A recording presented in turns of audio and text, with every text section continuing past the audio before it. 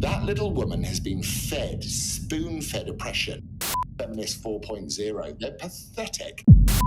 So what, you shut the station down? Well, I think you'd shut it down as a broadcaster. Ladies and gents, welcome back to Punk Politics with me, Abe Thompson. The implosion of GB News continues following those comments made about Ava Santina Evans last week. Asking what self-respecting man would want to climb into bed with her. Who'd want to shag that? And I'm sure by now you'll be aware that Aryan anger horse Lawrence Fox was suspended from GB News the following day. GB News say that they have suspended Lawrence Fox. And that was in turn followed by GB staff distancing themselves from Fox's comments, including one Dan Wootton. He said, I want to reiterate my regret over last night's exchange with Lawrence on GB News. Having looked at the footage, I can see how inappropriate my reaction to his totally unacceptable remarks appear to be. And I want to be clear that I was in no way amused by the comments. Wow. Good old Dan Wootton. What a lovely guy. Oh, and here's Mark Dolan. The comments made by Lawrence, in my view, were sexist, misogynistic. And here's GB News itself. Comments made tonight on GB News by Lawrence Fox were totally unacceptable. What he said does not reflect our values. And here's their CEO. I'll start by saying that I was appalled by those comments. They are not in keeping with the values of us as a business. Honestly, right-wingers reflecting and saying sorry. They're like buses, aren't they? You know, you spend your whole life waiting for one of them and then a load of them come along at once. They're just like buses. Anyway, Fox then distanced himself from Wootton by throwing him under one. Throwing Wootton under the bus by putting onto social media an interaction that he had with Wootton. In a post entitled Honesty is the Best Policy, Fox shared pics of DMs of he and seemingly Dan Wootton laughing about Fox's comments in a private chat, thereby making his apology look insincere. Hang on. Honesty is the best policy. Isn't this the same guy that's getting sued for calling his political adversaries paedophiles when they weren't paedophiles? Like, honesty.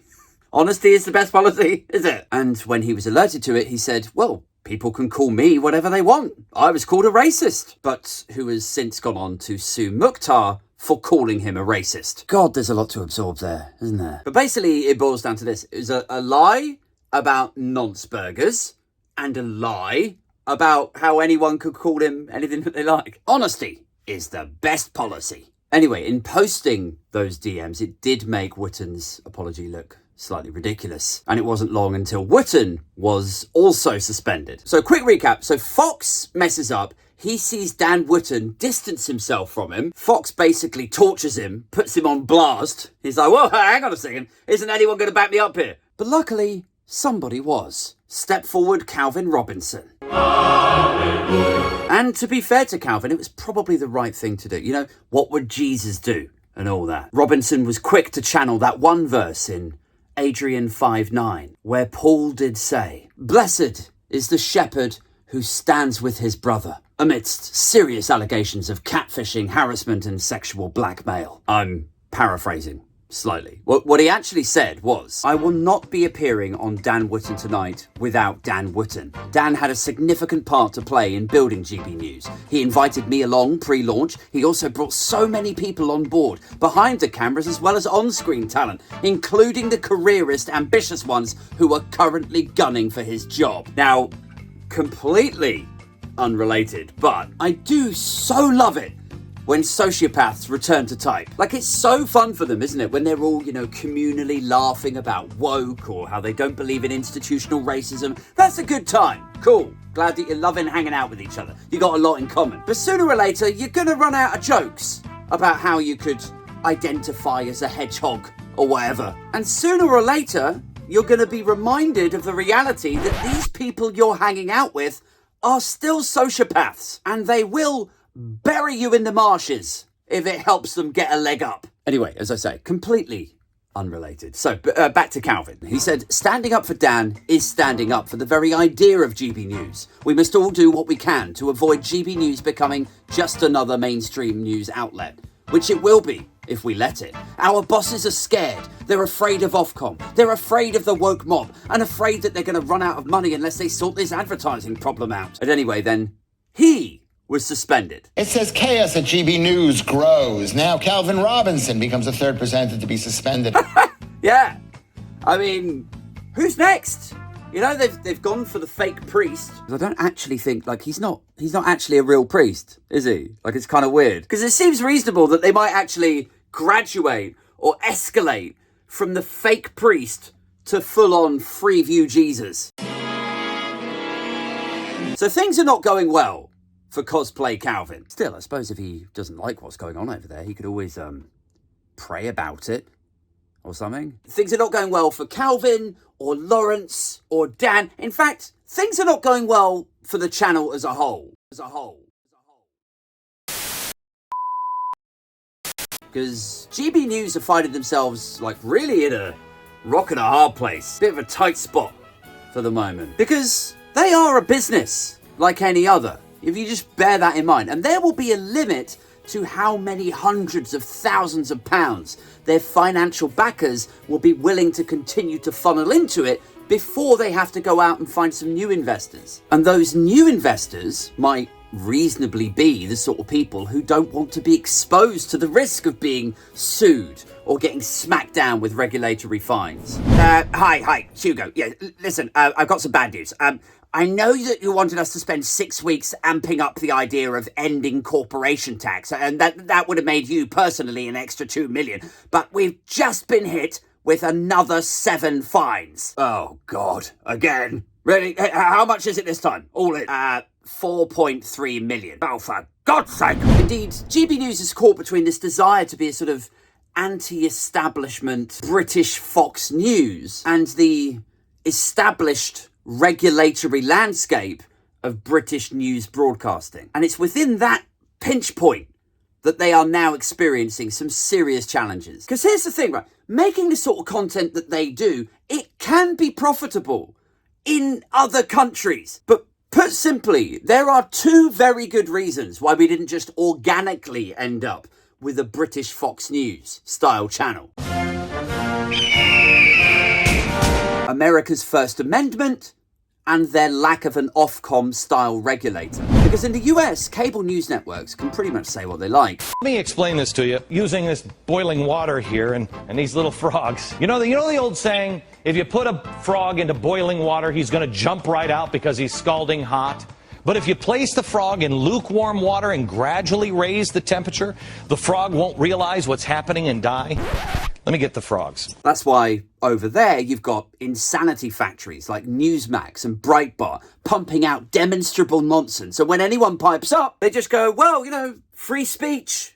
Say what you like. If you don't like it, make your own show or debate us, which conceptually is fine, or at least it was when all that free speech was like a town hall discussion. Everyone meets up in the village hall and the big topic of the evening is where they should build the new well. Like, free speech as a concept, when it was dreamt up, it kind of made sense. When all it was a, local community discussion and 20 or 30 people talking. But when it's millions of people and everyone shouting, plus you're dealing with complex algorithms and carefully engineered echo chambers, well, then what happens? Then people end up radicalized, lads. Like, it's no good saying free speech and little to no regulation if your grandpa only ever watches Newsmax and Newsmax only ever show these angles. Anyway, over here we do have regulation. There are broadcasting standards. And so a British Fox News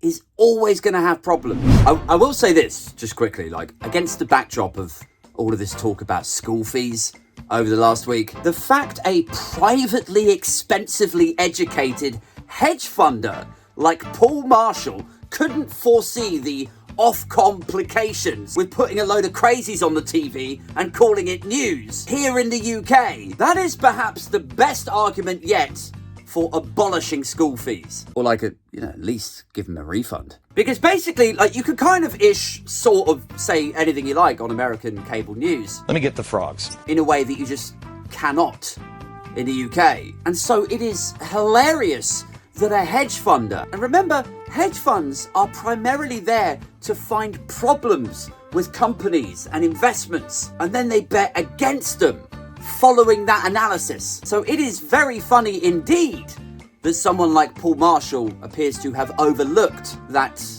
very fatal flaw in this project.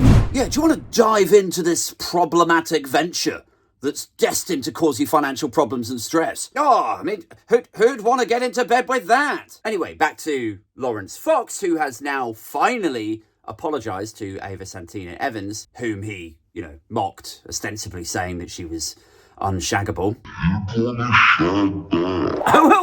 I will say this though, it is slightly jarring as a member of the unshaggable community to have had someone who is objectively quite beautiful labelled as one of us like it's a slur.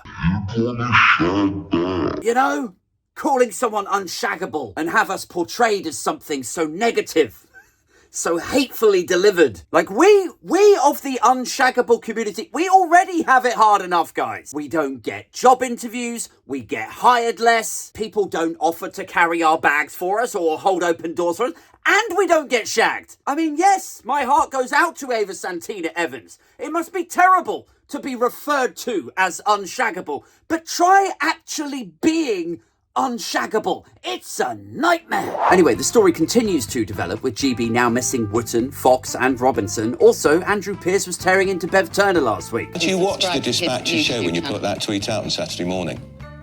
No, but that doesn't matter. No, it doesn't matter. There was nothing you hadn't even seen the Dispatches programme when you put out he is a hero. What do you think is going to happen to Britain's news channel? Are they going to rein themselves in to avoid further attention from Ofcom? Will they move their more problematic presenters onto sort of YouTube only or stream only sort of stuff so they're outside of Ofcom's reach? Do you think it's possible for them to survive in an environment where they kind of need to say the crazy stuff to get that audience? Like, that is their USP, no? But where those crazy things do see them falling foul of UK regulation. Maybe you're a big fan of GB News and you think this is all some big establishment blobby conspiracy to take down Britain's newest upstart challenger news channel. As always, let me know in the comments below. But now I've got to go, guys. I'm going to go and do an audition tape. I'm going to apply to replace Calvin. I figured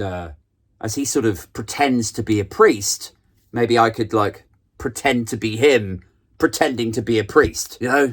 Go levels deep with that cosplay. Anyway, I thought I'd better let you know, give you a heads up about that. Honesty is the best policy after all. Let me get the frogs.